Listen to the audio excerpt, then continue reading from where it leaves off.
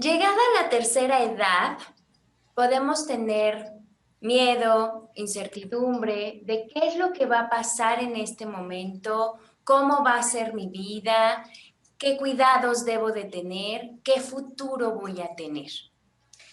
Hola, soy Lilian Sotelo, psicoterapeuta. Puedes seguirme en mi página de Facebook, YouTube y Spotify bajo el mismo nombre. En esta ocasión hablaremos de la tercera edad aprendiendo a envejecer.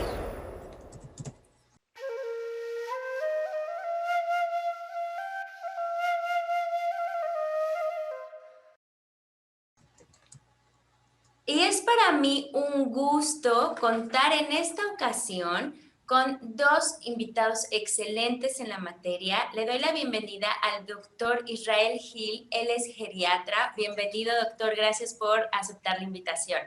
Al contrario, buenas noches, gracias por la invitación. Y le doy la bienvenida a Mónica Carrasco Valdés. Ella es trabajadora social, logoterapeuta, tanatóloga y también geriatra y gerontóloga. Bienvenida, amiga. Gracias por aceptar la invitación.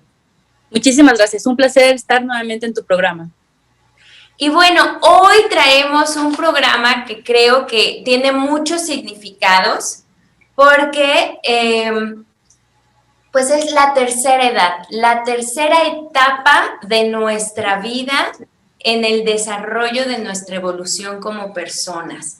Y creo que aquí hay muchos tabús, hay muchas cuestiones que deben de ser habladas y muchas otras que deben de ser valorizadas y tomadas en cuenta, tanto para quienes ya están en esta etapa y para quienes conviven con personas que ya están en esta etapa y quienes nos preparamos para llegar a esta.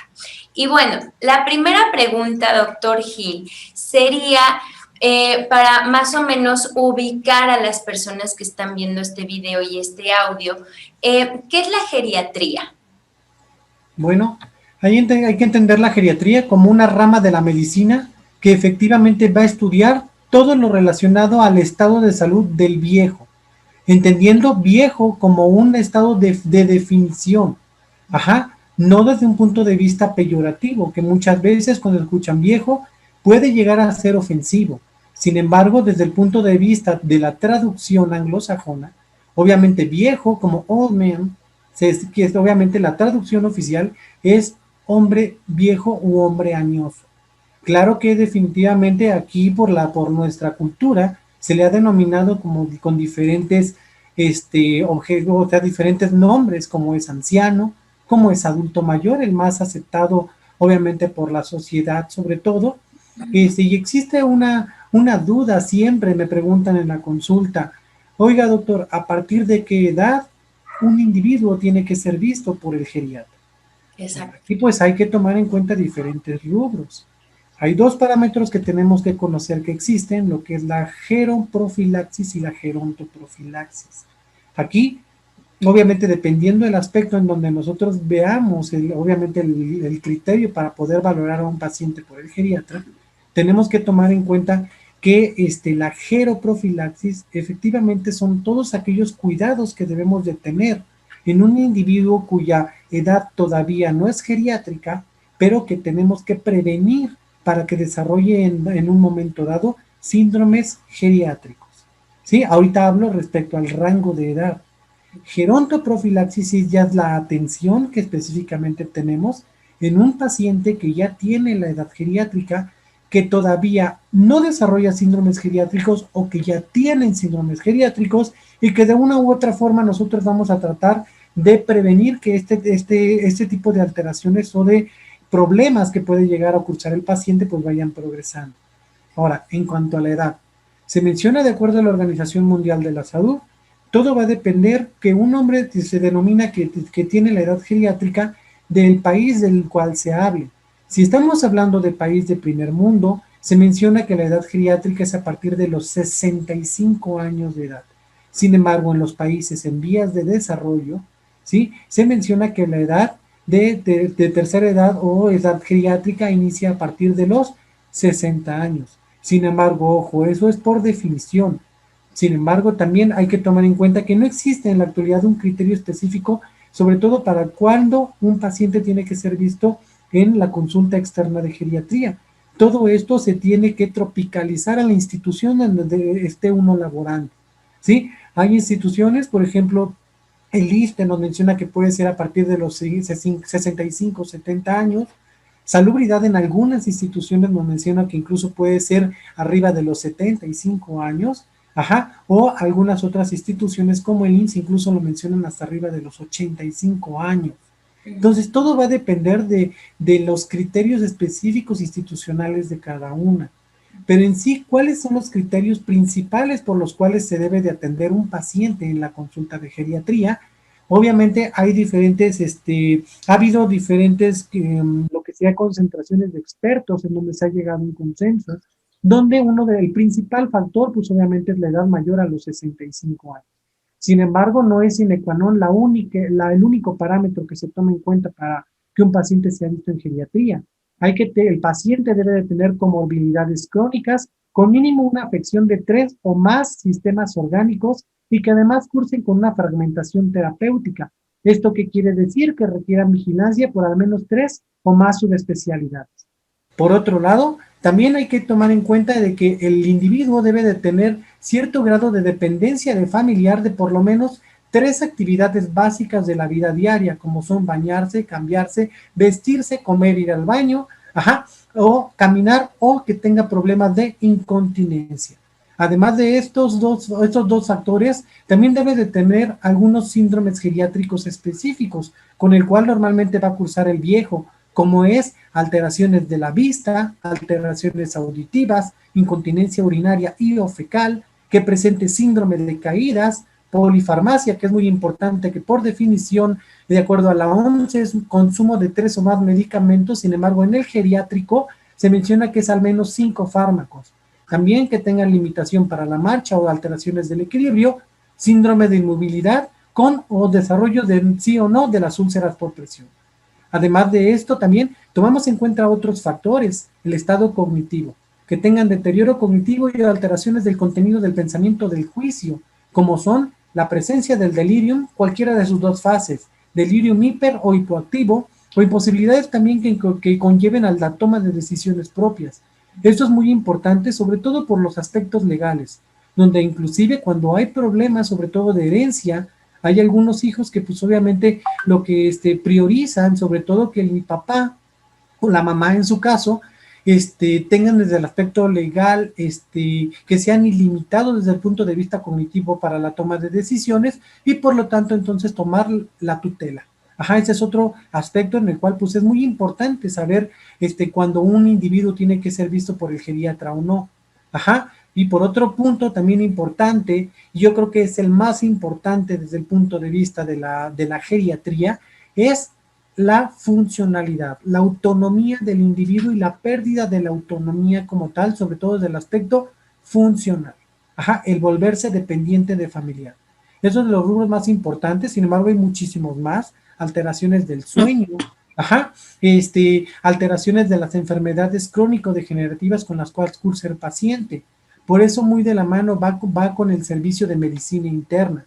Sin embargo, sí hay algunas diferencias que nos conllevan, sobre todo en cuanto a la atención del paciente geriátrico desde el punto del aspecto de medicina interna, así como el aspecto del geriatra, donde sí, a pesar de que vemos muchos aspectos muy similares, sí nosotros conllevamos sobre todo en la esfera biopsicosocial, las cuales el internista no le pone mucha énfasis como lo hace el geriatra, por un lado. Por otro lado, el aspecto, obviamente, también de la esfera gerontológica, en donde principalmente se toma en cuenta todos los aspectos del cuidado y del entorno, también del cuidador.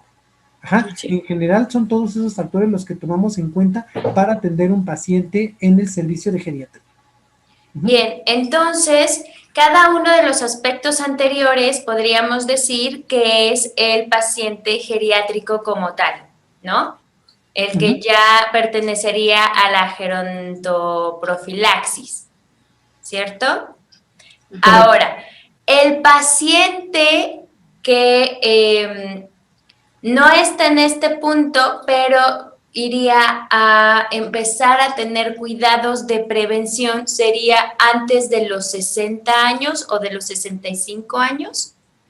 Sí, correcto. Ese término se le conoce, como lo dije previamente, como geroprofilaxis. Y Ok, esto generalmente lo puede hacer desde el médico general, ¿sí? Médico familiar, médico internista. ¿Y es para qué? Para la prevención de desarrollo de síndromes geriátricos. ok. Y dentro de esta prevención de los síndromes geriátricos, ¿cuáles son los puntos o los elementos que se trabajan con este paciente? Generalmente son las diferentes esferas en el aspecto biopsicosocial. La esfera meramente física, lo que son las comorbilidades que cursa el paciente, la esfera psicológica, todo lo que le evalúa tanto el estado mental, el estado emocional, Lo si social. tienes delirium, alteraciones del sueño, ¿sí? Y obviamente la esfera social, sobre todo los aspectos gubernamentales, los derechos que tienen los viejos, también obviamente lo que son desde el punto de vista legal, ajá, los derechos que tienen los viejos también para su cuidado, ajá, en general también esos son aspectos que tomamos en cuenta, son las tres esferas. Bien. Ahora, Moni, de acuerdo a tu experiencia, el doctor mencionaba un aspecto muy importante que es la evaluación de quien cuida al adulto mayor, ¿no? Entonces, aquí en la cuestión de emocional, ¿cómo podemos dar el acompañamiento si nosotros como hijos o como sobrinos o como nietos somos los que nos estamos haciendo cargo del adulto mayor? ¿En qué nos tenemos que fijar? Mira, justamente hoy en día se promueve que la vejez obviamente es un proceso natural, pero lo que se está realizando hoy en día en México es promover el autocuidado, promover el planear una vejez en donde justamente no seamos dependientes de nuestros propios familiares, porque justamente ha pasado. A mi consultorio pueden llegar personas, cuidadores, que son los que se van primero, antes que el adulto mayor. Entonces, justamente para poder prevenir este tipo de cuestiones dentro del núcleo familiar, porque llegan a pasar justamente lo que decía el doctor, la parte social es la que nosotros nos toca ver como trabajadores sociales y como parte de los acompañamientos que a veces damos en el transcurso y en el proceso de la vejez, es justamente este desgaste que sucede con el familiar, ya sea con la mamá, ya sea con el hijo, con los nietos, etcétera, ¿no? Entonces, para poder prever este desgaste, lo que nosotros promovemos justamente es que primeramente se acepte la vejez como tal y en segundo punto que exista una buena planeación para que la vejez justo llegue con calidad y no con un desgaste en donde el adulto mayor tenga que tener esa dependencia de los hijos, de los nietos, y cuando no hay esa familia o no hay esos recursos familiares, recursos humanos, pues a veces igual, ¿no? Buscar algunas instituciones en donde se hagan cargo de estas personas. Y justo lo que dice aquí, ¿no? Actualmente la esperanza de vida en México ha incrementado en los últimos años y esto se supone porque hay un mayor esfuerzo por parte del sector salud, no solo para prolongar la vida, sino también porque esta sea de calidad. Entonces, esto es lo que se está promoviendo, ¿no? Las ciencias justamente gerontológicas actuales promueven prácticas que facilitan el envejecimiento funcional y esto es relativamente hablando con lo que son las personas adultos mayores. Y justo lo que hablábamos en la parte social, existen ciertos indicadores que nos ayudan a que el envejecimiento no sea dependiente, sino sea un envejecimiento planeado, exitoso, en donde se pueda disfrutar de una alimentación, la parte de la espiritualidad que nos lleve a vivir el aquí y el ahora, las realizaciones que pueda tener un adulto mayor consentido y que finalmente, ¿no? Las personas adultas mayores, por el simple hecho de terminar un ciclo, no quiere decir que se terminaron los sueños, que pueden seguir teniendo proyectos de vida a corto plazo que les permita sentirse realizados y eso finalmente les dé una motivación. Y justamente entre la motivación física, emocional, psicológica, te va a llevar de la mano para poder de alguna manera no crear una dependencia justamente del familiar. Y esto es porque los cuidadores justamente llegan a aburrirse, llegan aunque sea la persona más allegada al adulto mayor y los que más quieran, créeme que hemos visto muchos de los casos y muchas de las familias que se llegan a desintegrar justamente porque no saben qué hacer con un adulto mayor. Por eso la importancia de, a una cierta edad, promover parte y darle una atención específica a que tienes que planear tu vejez. Y el planear la vejez no significa que no me voy a enfermar, sino simplemente es justamente con los indicadores que nos marca la gerontología, es aprender a vivir y aprender a aceptarte como lo está, el proceso que está llevando tu cuerpo, tu mente, tu alma y tu espíritu. Tú me hiciste una pregunta muy importante hace rato, el cómo tendríamos que acompañar. Ajá. Yo creo que el cómo tendríamos que acompañar es pensar cómo nos gustaría ser acompañados nosotros, ¿no? Entonces, cómo nos gustaría acompañar o cómo tendrían que ser tener acompañamiento con nuestros adultos mayores, yo siempre me he puesto los zapatos de otra persona, ¿no? Y digo, ¿cómo me gustaría a mí? ¿Cómo me gustaría a mí llegar a esta edad sana? Me gustaría llegar con proyectos de vida. Me gustaría llegar viviendo. Porque mucha gente dice que llegas a una determinada edad, te jubilas y te mueres. Ahí no se termina el ciclo de vida del adulto mayor, más bien inicia. Yo siempre lo he dicho, ¿no? En consultorias, terminas un ciclo laboral, te pensionas o a lo mejor no te pensionas, pero terminas con tus hijos y empieza otro ciclo. Desafortunadamente no lo vemos así. Y muchas veces caen en depresión nuestros adultos mayores y eso implica que la depresión te lleva a enfermedad y la enfermedad te lleva a muerte. Y son muchas problemáticas en una sola persona. Cuando lo podemos evitar, si empezamos a tratar como un plan de vida nuestra propia vejez, ¿no? Y aquí mencionas muchos puntos muy importantes que quiero rescatar. Es esta planeación de vida que mencionas al final, ¿no? Esta planeación de vida que por cultura no tenemos. O sea, tenemos lo opuesto culturalmente y principalmente aquí en México. O sea, nuestra educación de generación en generación, pues va manejando lo que es, bueno, los hijos son los que van a tener que hacerse responsables de los padres en la vejez. Y antes las hijas, principalmente las hijas pequeñas, eran las que no se casaban porque su destino era, por el lugar que ocupaban, era cuidar a los padres, hacerse cargo de los padres. Entonces aquí es una propuesta realmente de responsabilidad de la vida misma. Esta planeación de la vida como tal es una responsabilidad de mi vida, no entregándole la bandeja a mis hijos de la responsabilidad, sino haciendo, como bien dices, un esquema de qué es lo que quiero para mí, en qué momento, sin caer en esta parte de depresión, porque a partir de mi jubilación ya no funciono. ¿Cómo lo escucha, doctor, de acuerdo a su experiencia? Aquí efectivamente son varios puntos los que hay que tomar. Efectivamente hay más la habilidad, sobre todo por el duelo a la actividad laboral, en donde el viejo se siente pues inútil en cierto modo. Ajá. Donde aquí efectivamente lo más importante es un punto algo importante que usted tomó, fue de que tiene que tener cambios en cuanto a la perspectiva de su vida. Tiene que haber un cambio en cuanto a sus actividades. Ajá. Entonces tiene que haber un plan de vida en el que voy a hacer cuando ya me jubile, cosa que no nos enseñan en ningún momento.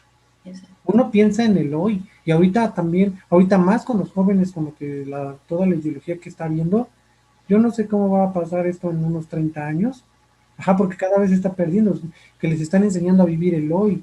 Antes todavía nos enseñaban a que teníamos que pensar en el mañana y tú trabajas y consigues cosas para tu casa, tener un patrimonio, etcétera. Ahora no, ahora rentas y vives el hoy, si no te gusta te cambias a otra. Entonces, en ese sentido, ¿qué es lo que se está pensando? Otro punto importante, también, ahorita afortunadamente todavía los viejos que están viviendo en la actualidad, todavía les toca que tienen varios hijos. Entonces, de una u otra forma, que también cuando hay mala relación en cuanto a la red de apoyo, también eso de pasarse al viejo como ping pong, o sea, como que una semana y una semana, eso sí, obviamente eso uno se los explica a los familiares, que aquí los familiares son los que se tienen que rolar para el cuidado del viejo y no el viejo andarlo cambiando de habitación. Ajá.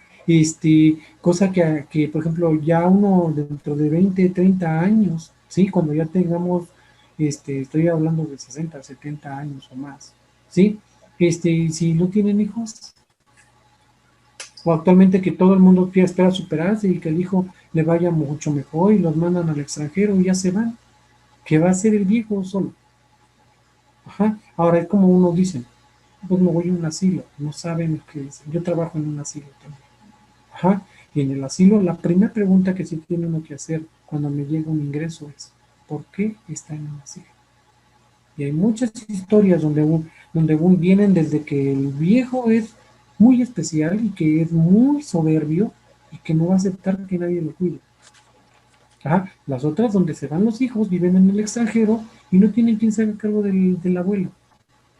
Ajá, entonces, por eso crece, uno diría, pues me voy a un asilo donde todo muy bonito y jardincito, y no, la realidad es otra. La primera pregunta que se tiene que hacer uno, ¿por qué está en una casa de reposo? Porque obviamente en nuestra sociedad, ¿qué dice? Nuestra sociedad dice que la familia se tiene que hacer cargo del abuelo. Y eso era muy bueno y muy importante en los 1900, 1950, donde estar viejo era así como que lo que decía el viejo, estuviera bien o estuviera mal, era ley. Pero en la actualidad, ya no. No, se perdieron los valores. Y sí, como bien menciona, doctor, y esta parte en el cambio de la perspectiva, como bien mencionas, Moni, o sea, antes la vejez era vista con respeto, ¿no? Hoy no se respeta a la vejez, no se respeta el conocimiento y la sabiduría del adulto mayor, sino que se desecha, estorba, se ve como algo que ya no va. ¿Cómo lo escuchas, Mónica? Sí, justamente estaba yo haciendo un análisis cuando en algún momento dado también trabajé en un asilo y el asilo era igual abandono al viejo, ¿no? Y casa de descanso, pues no se escucha aquí en México como una parte, como una opción más para el adulto mayor. ¿Por qué? Porque finalmente estamos acostumbrados aquí la cultura mexicana a que asilo es igual a abandono. Y obviamente cuando escucha un adulto mayor la palabra asilo es que ya no me quieren en la casa, me están abandonando y pues bueno, de alguna manera me están moviendo y quitando de mi espacio.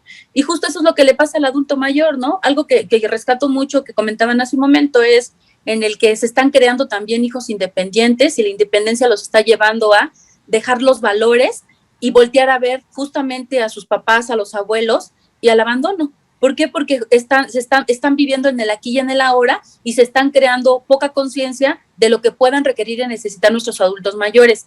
Sin embargo, creo que vuelvo yo a reiterar mucho, ¿no? Es muy importante que los adultos mayores próximamente, ¿qué van a hacer?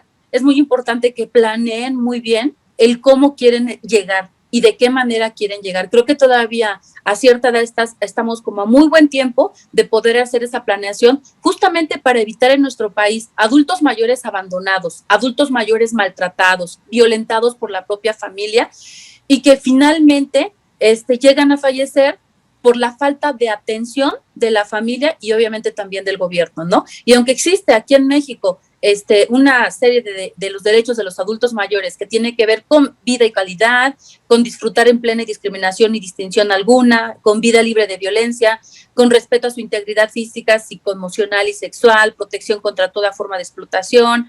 Eso no pasa desafortunadamente porque hemos visto noticias, hemos vivido en consultorios y obviamente no muy lejano los vecinos o nuestra propia familia, sabemos muy bien que muchas de las veces los adultos mayores son violentados y maltratados en los propios hogares. Entonces, pues va a tardar mucho en erradicar esto y yo creo que las generaciones próximas a ser adultos mayores pues tenemos un gran compromiso, y digo tenemos porque finalmente tenemos que pensar en que si llegamos a esa etapa de la vida que nos los permite el universo, pues finalmente tendremos que planear nuestra forma de poder vivir, ¿no? El no crear una dependencia, tampoco dejarle la responsabilidad al gobierno, porque al final de cuentas el gobierno pues podrá poner leyes y podrá poner reformas y podrá decir esto tendría que hacerse así, pero no se hace desafortunadamente. Entonces la calidad de vida depende de nosotros, el cómo la vayamos planeando, así como planeamos una carrera, así como planeamos casarnos, así como planeamos tener hijos, el tener dinero, el hacer una casa, tendremos que planear nuestra propia vejez justamente para poder evitarnos violaciones a nuestros derechos, violaciones también a nuestra integridad y justamente desintegraciones familiares, porque un adulto mayor, cuando viene la enfermedad, se desintegra totalmente la familia. Bien, ¿a qué edad propones empezar a hacer esta planeación de nuestra vejez? Justamente estábamos haciendo un proyecto en donde aquel adulto mayor, cuando hablamos de un adulto mayor que ha sido productivo laboralmente y cuando empieza su proceso de jubilación, es empezar a planear, ¿qué quiero hacer? ¿Qué tengo que hacer con mi vida? Y finalmente, después de estar productivamente laborando, ¿qué es el cómo me quiero ver, ¿no? Y no visualizarse en casa de quién me quiero ver, sino visualizarme en mi casa con un proyecto de vida y finalmente tener esa iniciativa de poder tener una visión de quiero viajar. A lo mejor no estamos hablando porque los adultos mayores en diferentes niveles socioculturales se podría decir que no todos podrían tener dinero, pero hay muchas alternativas. Hoy en día está el IMSS, está el ISSSTE, están muchísimas asociaciones y fundaciones que les permite al adulto mayor poder salir de su contexto violento emocional y tóxico que está dentro de su núcleo familiar y pueden salir a viajes a muy bajo costo. Entonces, buscar esas alternativas, enseñar esas alternativas. Y si tú me dices, por ejemplo, a lo mejor yo podría planear después de los 50, 55 mi proyecto de vida, tendría que empezar a hacer ejercicio, tendría yo que empezar a hacer un proyecto de vida, el que terminando mi trabajo, ¿qué es lo que quiero hacer? Poner un negocio, emprender, desde la forma de vestirme, porque justamente también a veces la forma de vestir, tu apariencia, también te da para arriba o para abajo. Entonces, todo eso, con todos esos aspectos, tienen mucho que ver con lo que, en la forma en como tú quieras vivir tu vejez. Bien. Doctor, si nosotros decidimos irnos a un asilo, ¿qué idea debemos de tener de este lugar y qué propuestas de mejora podrían haber de acuerdo a su experiencia? Yo considero que lo primero es preguntarle al viejo por qué se va a la casa o al asilo, Uh-huh. ¿sí? Donde tenemos que ver todo el contexto, sobre todo desde el punto de vista familiar. Ajá. Si aquí el viejo es quien decide irse al asilo, ajá, o la familia es quien decide llevarlo al asilo. Claro. Y de acuerdo a esto, tomar ambos, o sea, ambas perspectivas para obviamente dar manejo a ambas situaciones, tanto a familia, o sea, ser en forma del binomio, tanto al paciente como viejo, como tal, como integrante de la casa y como apoyo a la familia. Ajá. Aquí también los sentimientos de culpa por ambas partes, tanto por parte del paciente como por parte de la familia, ¿sí? Porque efectivamente lo toman como abandono y sí, muchas veces no van a ver al viejo hasta cada mes. Y ahorita con la pandemia peor, ahorita con la pandemia toman como pretexto, es que no puedo porque tuve COVID, estuve con pacientes con COVID y tengo de ahí en el asilo que voy, tengo pacientes que no han ido a verlos desde el inicio de la pandemia. Todo es que por vía telefónica. Ahora, esto desde el punto de vista del paciente sin demencia, porque el paciente con demencia es otro boleto, porque el paciente con demencia sí es más frágil. Ajá, aquí hay que ver el paciente con demencia que ya no, no reconoce como tal a la familia o donde ya no sabe si es el hijo, si es el esposo. Ajá, hay mucho mayor riesgo a delirium, ¿sí? Y en el asilo mayor riesgo de maltrato. Eso sí, y el maltrato estamos hablando de cualquier tipo, no nada más el físico, emocional, mental, económico. Ajá, todos esos son factores que se tienen que tomar en cuenta. ¿Qué es lo que recomendaría? Obviamente tratar, aquí el aspecto el aspecto para tener un buen envejecimiento exitoso, como en todas las áreas de geriatría, es un equipo multidisciplinario, no nada más el médico. Ajá, porque obviamente el geriatra se enfoca al aspecto médico, social, al aspecto primeramente de la enfermedad, pero no solamente es lo único, también se tienen que ver todas aquellas esferas que también tienen que ver con el estado de salud del paciente. ¿Sí? Entonces tiene que ser multifactorial. Aquí entran todos, entra psicología muy importante, tanto para el familiar como para obviamente el mismo paciente. Hay diferentes escalas, las escalas de valoración obviamente también para el colapso del cuidador, esa existe, en las cuales hay técnicas obviamente psicológicas que utilizan para dar el respiro, ajá, y evitar el colapso del cuidador, ¿sí? Para evitar el riesgo del maltrato, obviamente. ¿Sí? Entonces entra trabajo social, efectivamente también, rehabilitación física, o sea, realmente es multifactorial. Los cuidadores, otro aspecto muy importante. Ajá, el aspecto y la educación del cuidador, donde aquí el cuidador, como ya también lo mencionaron, el más importante o el más frecuente, pues es las hijas, mujeres. Y si son puros hombres, eso por un lado. El otro, el cuidador, ajá, remunerado. Ajá, que también aquí hay otro aspecto que también sería, yo creo que aspecto de otra plática, ¿sí? Claro que sí. Ajá, que tendría que ver, bueno, ¿y qué onda con el cuidador? ¿Por qué se da la simbiosis de lo que es el enfermo y el cuidador? ¿Y por qué se llega muchas veces al encarnizamiento terapéutico? ¿Por culpa? ¿Por qué no dejan morir al viejo? Ajá, por culpa, porque si se muere ya, ¿quién me va a pagar? Ajá, o sea, son muchas cosas las que también involucran ahí, muchos aspectos bioéticos, ahí sobre todo a lo que es el consentimiento informado y a la autonomía del paciente de la voluntad anticipada.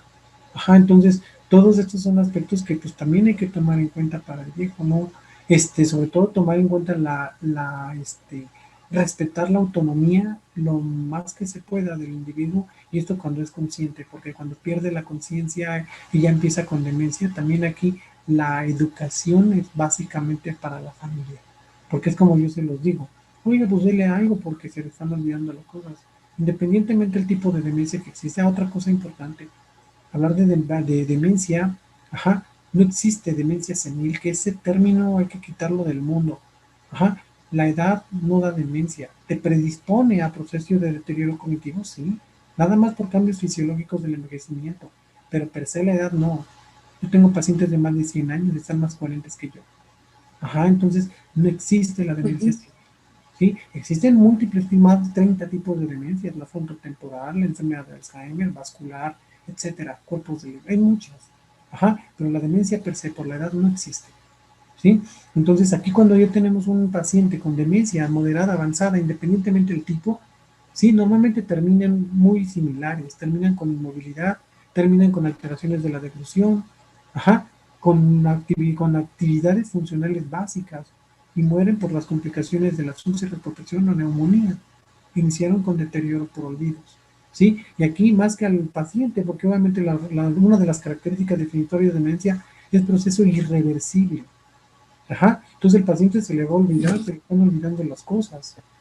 Ajá, pero obviamente aquí a quien le debe uno de educar es al familiar y al cuidador, quien va a estar ahí al frente del paciente con deterioro cognitivo. ¿Sí? Hablarle y de darle las medidas de que no deben de hablarle, obviamente, ni peyorativamente al paciente, ni tampoco tienen que ser puntivos. Ajá, siempre hablarles en colega, vamos a comer, vamos a vestirnos, vamos a bañarnos, no decir bañate, no decir come, vístete, no. Eso es lo peor que pueden hacer con un paciente con demencia. Ajá, siempre le tienen que dar órdenes sencillas. Aquí el objetivo es educar a la familia, cómo tratar a un paciente con demencia. Y así como con demencia, los otros síndromes geriátricos que hay. Uh-huh. Bien. Muy bien. Sin duda, un tema que, como bien dijo doctor, nos va a dar para muchas cápsulas que haremos en el futuro, sin duda. ¿Nos podría dar sus datos para las personas que están viendo este video o escuchando la cápsula para que puedan contactarse con usted? Sí, como no, con mucho gusto. Mi nombre es Israel Nayense Gil Velázquez. Soy médico internista y también tengo la subespecialidad en geriatría. Sí, yo laboro en el Hospital Regional de Alta Especialidad de Ixtapaluca. Ahí estoy como médico internista en el grupo de medicina interna, pero soy el geriatra del hospital. Así como también laboro en el Instituto Mexicano del Seguro Social como médico internista, pero también a la par pues hago labores también como geriatra a la par en pacientes hospitalizados. Llevo mi práctica privada, tengo consultorio en lo que es el área por el bosque de Aragón, ajá, también en la calzada Ignacio Zaragoza tengo oportunidad, y ahí en el asilo al que llego a ir también, ahí ubicado en calzada Miguel Ángel de Quevedo, en Coyoacán también con gusto. Mis datos, pues mi teléfono 55 91 95 35 98, mi correo electrónico para cualquier informe o información que quieran es Hilip, es HILLI, Pedro, G de gato, B de vaca, @hotmail.com. Estoy Muchas a gracias. sus órdenes y para servirles. Muchas gracias, doctor. Moni, Encantado. ¿dónde pueden contactarte todas las personas que están viendo y escuchando este programa? En mi página de Facebook como Moni Valdés, y de igual forma les doy mi teléfono, el 55 35 64 60 57. Y pues bueno, yo nada más les quiero recordar que en la primera etapa de la pandemia, la mayoría de las personas adultos mayores fueron las que fallecieron, ¿no? Por múltiples enfermedades, y las principales fueron una obesidad, fueron también por problemas de hipertensión, por diabetes no controlada. Entonces sí es muy importante que tengamos en cuenta que tenemos que cuidar nuestra salud antes de llegar a la tercera edad y no nuestra enfermedad. Entonces sí los invito a que cuidemos nuestra salud y que planeemos para que tengamos, pues de alguna manera, si no a lo mejor una vejez exitosa, pero sí cuidada para vivir con calidad. Gracias. Bien. Sin duda es esta invitación que hace tanto Mónica como el doctor de aprender a planear nuestra vida, no solo nuestra juventud y no solo nuestra adultez, sino también nuestra vejez, para tener calidad de vida en cada una de las etapas de esta, ser responsables de nosotros mismos y generar un sentido de vida que no solo se termina en la edad productiva y en la edad laboral, sino entender esta nueva etapa como una oportunidad de escribir un nuevo capítulo de nuestra existencia. Soy Lilian Sotelo, psicoterapeuta. Puedes seguirme en mi página de Facebook, YouTube y Spotify bajo el mismo nombre. Nos vemos pronto.